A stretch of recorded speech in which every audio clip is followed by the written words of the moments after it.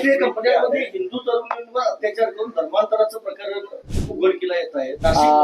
फराद बाबा काय मुसलमान होता? फराद बाबा परवा दुसऱ्या यंदे नावाचा कोणतरी 100 महिलांवरती अत्याचार करणारा एरंडे, हे काय मुस्लिम होते, मौलवी होते का पादरी होते, कोण होते? अशा प्रकारचं अघोरी नीच कृत्य करणारा जात धर्म नसतो. फराद बाबा हिंदू आहे किंवा एरंडे नावाचे कोणी बाबा महाराज 100 महिलांवरती लैंगिक शोषणाचे दंतेचे आरोप आहे, त्यांची नावं हिंदू आहे म्हणून तुम्ही त्यांच्या बाबतीत हिंदुत्ववादी संघटना या नरमाईची भूमिका घेणार आणि इतर धर्माचे कोणी सापडल्यावरती रस्त्यावर येणार, हे चालणार नाही. नाही, लव जिहाद हा शब्द जो आहे हा सगळ्यांना लागू पडतो. अशा प्रकारचं महिलांचं शोषण करणारा हा लागू पडतो. एका बाजूला तुम्ही नरेंद्र मोदी 16, 17, 18 एप्रिलला संसदेमध्ये महिला आरक्षण विधेयक आणताय.